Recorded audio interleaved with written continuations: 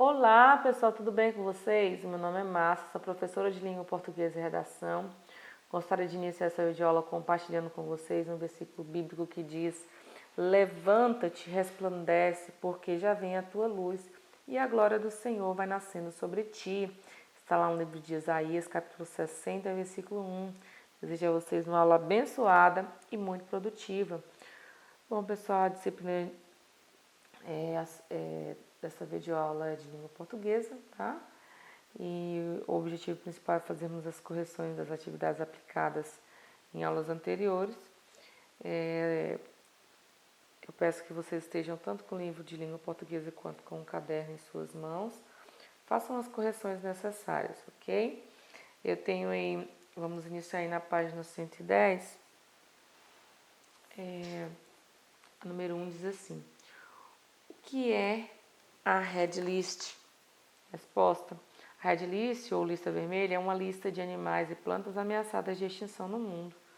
Número 2. Quais são as principais regras para considerar um animal extinto?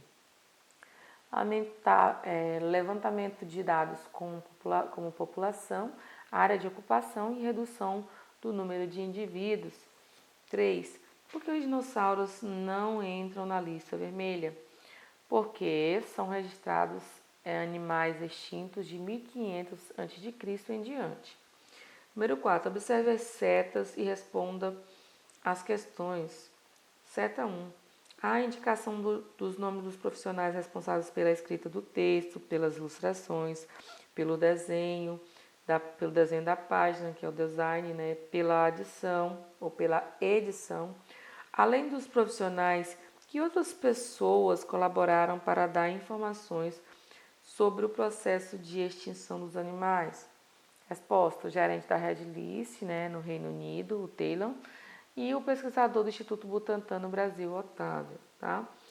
Seta 2. A palavra extinta está grafada entre aspas no texto da minhoca gigante de Washington.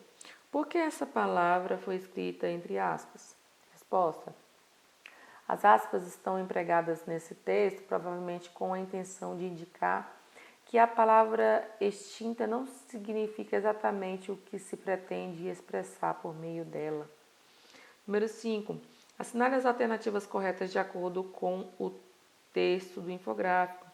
Letra A. Assinar a estimativa de risco de extinção não é uma ciência exata. B. A declaração da extinção é uma ciência exata. C. Às vezes o material pesquisado precisa de complementos. D. A lista vermelha, Red List, não é confiável. E algumas espécies ressuscitaram. Gente, acertou aí quem marcou a letra A e a letra C, tá bom? Quem estiver acertando até agora, parabéns. E vamos continuar a correção. Ainda nessa página 110, nós temos aí a número 6. De acordo com as informações do infográfico, respondam rápido. Eu coloquei o quadro para vocês aí, tá? Então, eu tenho aí número 1. Em qual categoria se enquadra o cachorro? Resposta: menor preocupação.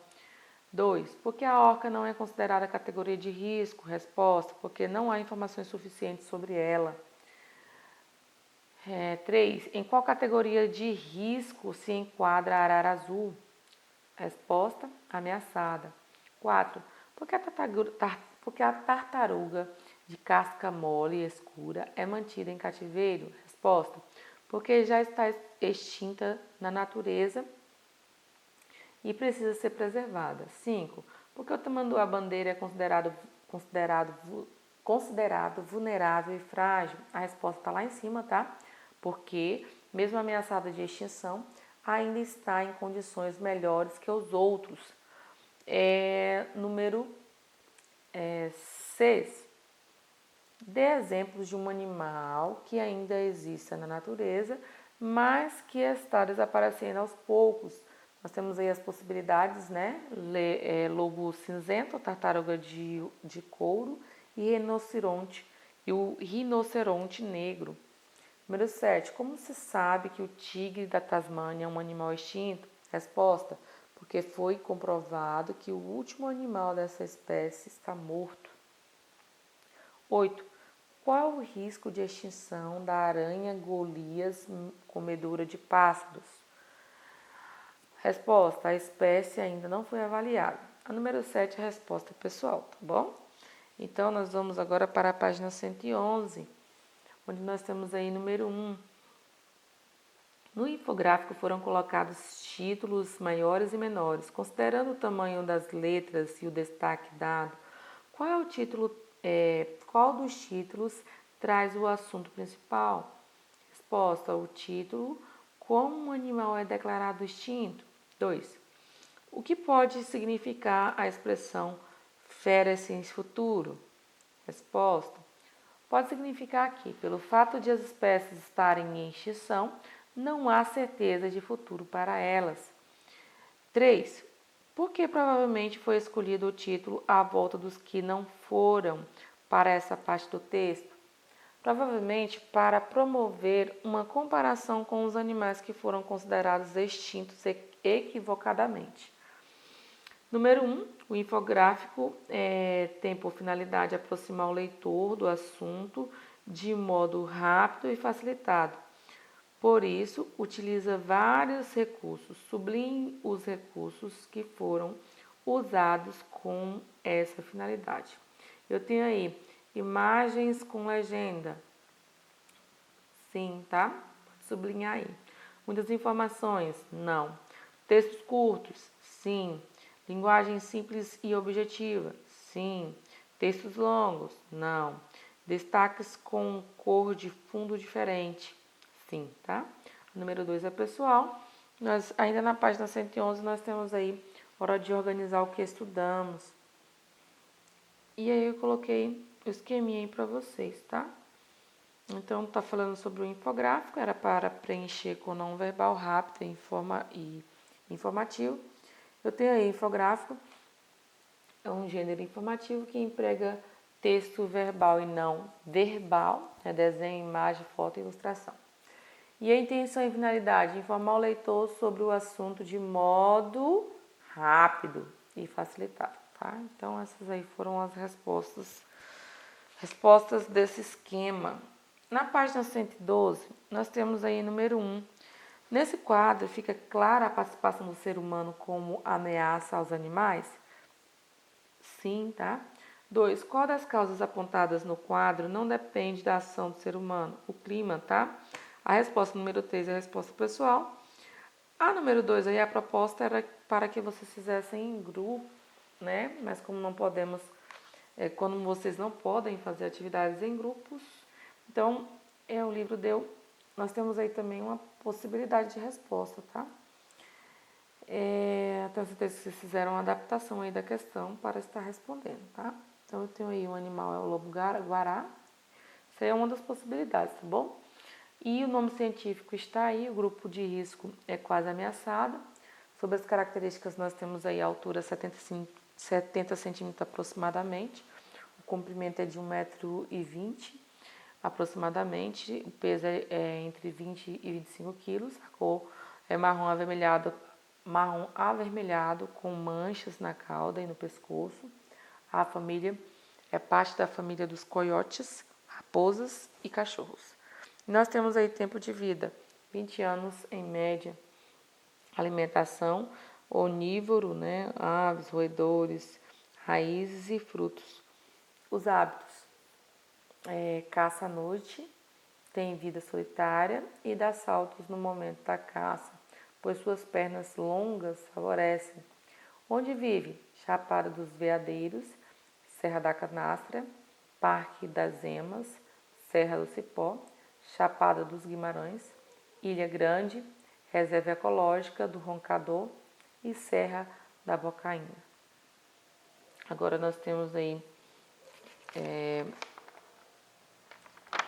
na página 114, nós temos outras linguagens de ilustração, né? Então eu tenho aí número 1. A foto foi utilizada em um texto que, entre outros assuntos, trata do risco de extinção de muitos animais. Se os animais da foto fossem retratados exatamente como são na realidade e no seu habitat natural, em vez de aparecer como se fossem humanos e na rua de uma cidade, o efeito para a conscientização da ameaça de extinção seria o mesmo? Por quê? Eu tenho aí não, pois o fato de os animais serem retratados humanizados cria maior aproximação com as pessoas e essa identificação pode resultar em solidariedade a essas espécies. Eu tenho agora número 2, né? Quais dos animais apresentados vocês identificam? Da esquerda para a direita e de baixo para cima, nós temos o tigre, né? O lobo cinzento, o leopardo, o guepardo, o gorila, o panda gigante, o leão, o elefante, o urso polar e a girafa. Pessoal, quem está acertando até agora, parabéns aí, tá? Quem está errando, faça a correção direitinho, tá bom? Então, nós vamos agora para a questão 3. Quais animais dessa ilustração também estão representados no infográfico? Qual é a situação de risco deles? Nós temos aí o lobo cinzento, né, criticamente ameaçado, o urso polar, vulnerável, e o panda gigante ameaçado. E aí eu tenho a número 4, que é a resposta pessoal. A número 5 também é a resposta pessoal, tá bom? E as páginas aí, as questões das páginas 115 e 116, né? Na página 116, na verdade, a questão 1 e 2, a resposta pessoal, tá bom? E agora nós vamos para a página 117, onde está dizendo assim: observe as expressões destacadas nas frases a seguir. Em seu caderno, faça um esquema como o apresentado abaixo, escrevendo o substantivo ao centro e em volta as palavras que acrescentam sentido a ele, né? Sentidos a ele. Eu tenho aí letra A, minhoca albina pode chegar a 1 metro de comprimento. Então eu tenho minhoca, né, que é o substantivo ao centro e os determinantes aí, o A e o albino. B, mas faltam algum dado essencial para estimar o risco de extinção. Eu tenho aí o substantivo dado e os determinantes desse substantivo dado, né, que é algum e essencial. E eu tenho o substantivo risco também e os determinantes o e de extinção. Agora nós vamos para a página 119, tá? Onde diz assim: na primeira frase, mudanças de humor de Luísa indicam formas de agir. Das características expressas no trecho, copie no caderno o que se pede. A. As características que descrevam as melhores luas. Características das melhores luas: criativa, brincalhona, risonha, generosa. B. As características que descrevem as piores luas. Características de piores luas: temperamental, imprevisível, chorona, carente, absurda. Número 2. Observe o esquema. Qual é a importância para o texto? Qual é a importância para o texto das palavras que circundam ao substantivo Luísa?